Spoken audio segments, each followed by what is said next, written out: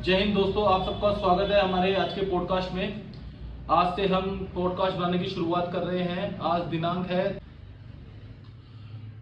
तो दोस्तों हम पॉडकास्ट की शुरुआत करने जा रहे हैं। लोग बड़े बड़े विद्वानों को बुलाते हैं, तो मैं हमारे जो पॉडकास्ट बनाने का जो फर्स्ट डे है, तो पॉडकास्ट की शुरुआत मैं अपने पिताजी के साथ करना चाह रहा हूँ, क्योंकि उन्हें एक तरह से उनके पास ज्ञान का भंडार है। तो उनके पास आप किसी भी समस्या का हल ले सकते हैं। पुराणों के बारे में उनको बहुत सी जानकारी है। तो मैं आपको मिलाता हूँ डॉक्टर ओम प्रकाश शर्मा जी से। राधे राधे। दोस्तों हमारे वीडियो की शुरुआत करते हैं। जो हमारे रामायण और महाभारत के ऊपर जो सवाल उठाए जा रहे हैं कि ये वास्तविक नहीं है, एक कल्पना है, तो इसके बारे में हम हमारे पिताजी से वार्तालाप करेंगे। और मैं इनको डॉक्टर ओम प्रकाश जी के नाम से मैं बोलूँगा, क्योंकि हम एक पॉडकास्ट बना रहे हैं, तो इनको डॉक्टर साहब कह के बुलाऊंगा। तो डॉक्टर साहब, हाँ तो सर आपका क्या कहना है कि लोग जैसे बोल रहे हैं कि रामायण और महाभारत एक काल्पनिक घटना है, इसका कोई प्रमाण अभी तक हम लोगों को मिला नहीं है, तो भारत जय हिंद। राधे राधे। ऐसा है कि श्री राम और श्री कृष्ण की जो घटनाएं हैं उनको अनेक भारतीय विद्वान लोग यथार्थ मानते हैं, परंतु कुछ पाश्चात्य विद्वान और उनसे प्रभावित हमारे कई प्रबुद्ध जन भी इनको काल्पनिक घटनाएं मानते हैं। तो आज मैं महाभारत युद्ध के बारे में कुछ विद्वानों के विचार प्रस्तुत करने जा रहा हूँ। तो दोस्तों जैसे कि डॉक्टर साहब ने बताया कि हम हमारी जो महाभारत काल की जो घटनाएं हैं उनसे हमारे पॉडकास्ट की शुरुआत कर रहे हैं। चीज सत्य थी, तो उसके कुछ प्रमाण भी मिले हैं। तो आइए दोस्तों हम डॉक्टर साहब से जानते हैं। महाभारत एक सत्य घटना है जो श्री कृष्ण, पांडव और कौरवों के कार्यकलापों से ओतप्रोत है। यह जो घटना घटी थी उसके बारे में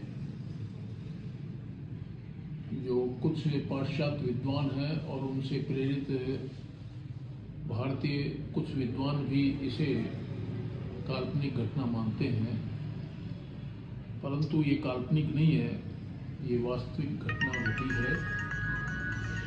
इसके बारे में नीलेश ओक तारामंडलों की गतिविधि के आधार पर इसे 5561 BC की घटना बताते हैं, जबकि परंपरागत विचार इसे 3162 BC की घटना बताते हैं। जो भी हो, यह एक वास्तविक घटना है। अब प्रश्न ये आता है कि महाभारत की रचनाकार कौन है।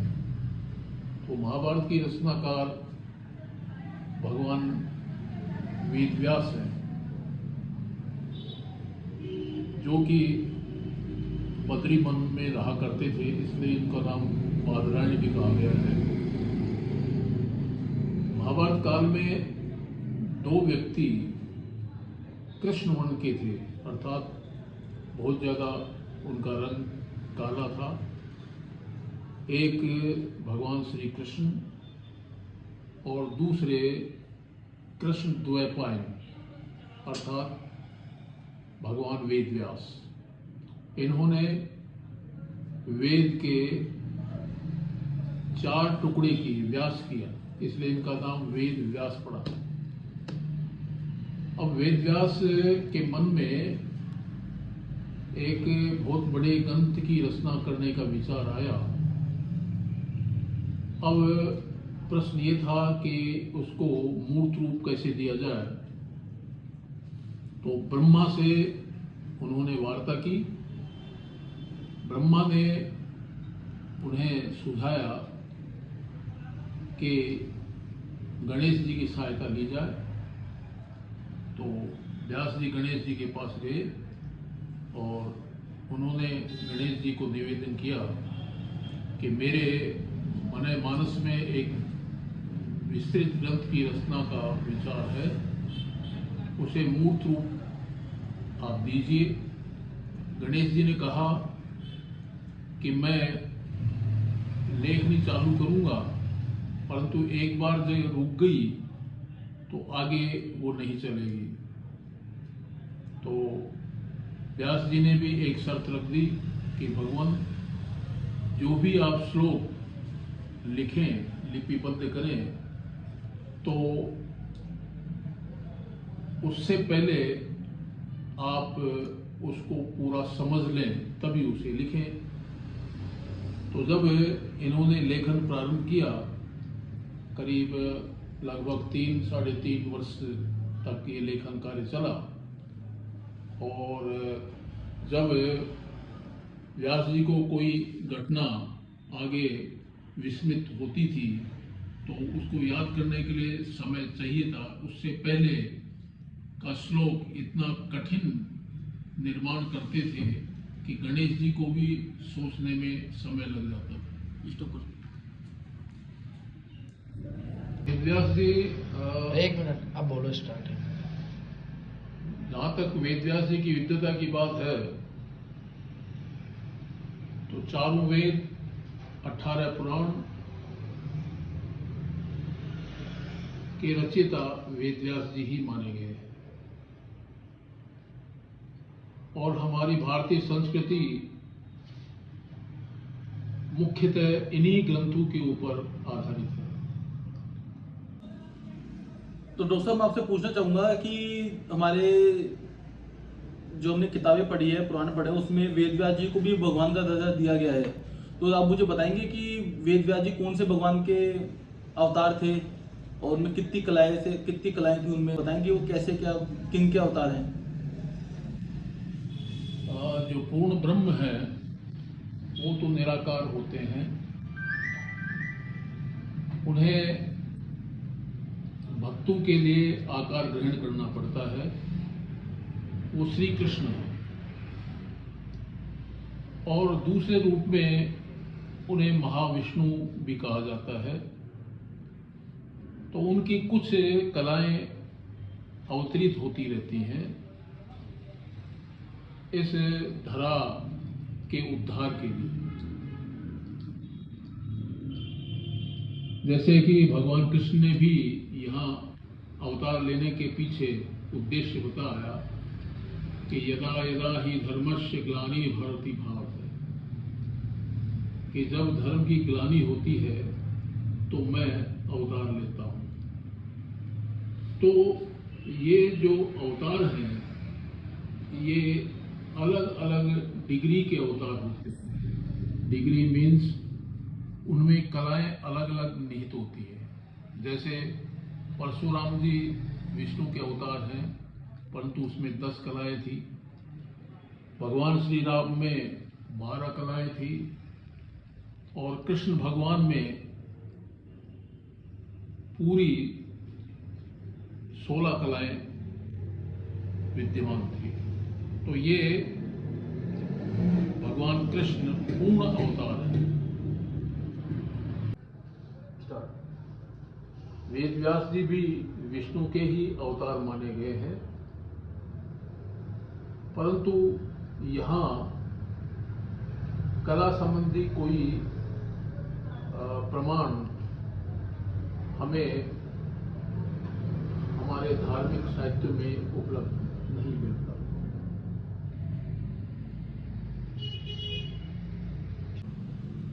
तो दोस्तों, ये बहुत अच्छी बात है। जब हमारे धर्मों के बारे में हम कोई वार्तालाप करते हैं, बात करते हैं, तो एक अलग सा एक मन उत्तेजित होता है कि उसके बारे में हम और जानें। तो मैं डॉक्टर साहब से एक बात पूछना चाहूँगा कि जैसे रामायण रची गई थी जो रावण है उनके विनाश के लिए, एक तरह से, क्योंकि धरती पर उन्होंने बहुत पाप कर दिया था, किसी के वो वश में नहीं आ रहे थे, सभी देवताओं को उन्होंने परेशान कर रखा था। तो रामायण महाभारत रचने का क्या कारण था? महाभारत की शुरुआत कैसे हुई, कैसे रची गई, क्या उसका रीजन था? कि मैंने अभी बताया कि भगवान कृष्ण स्वयं कहते हैं कि यदा यदा ही धर्मस्य ग्लानिर्भवति भारत, कि जब इस धरा पे पाप बढ़ जाता है तो उस उसको दूर करने के लिए मैं अवतार लेता हूँ।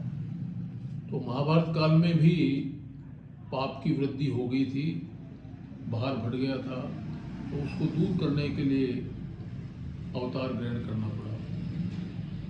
ना महाभारत एक ऐसा ग्रंथ है जो हमें वर्तमान और भविष्य के लिए सन्मार्ग पर चलने की प्रेरणा देता है। महाभारत में तो यहाँ तक लिखा है, यन्ने हास्ति न कुत्रचित्, अर्थात जिस विषय का महाभारत में उल्लेख नहीं है, वर्णन नहीं है, वह हमारे प्राचीन भारत साहित्य में और कहीं उपलब्ध भी नहीं होगा। अर्थात महाभारत में भगवान वेदव्यास ने सभी शास्त्रों का संक्षेपण प्रस्तुत किया है। इसलिए यह ग्रंथ प्रत्येक मनुष्य को किस प्रकार से पुरुषार्थ करना चाहिए, उन पुरुषार्थों की कैसे प्राप्ति हो, उसका एक जीवंत मार्ग प्रस्तुत करता है।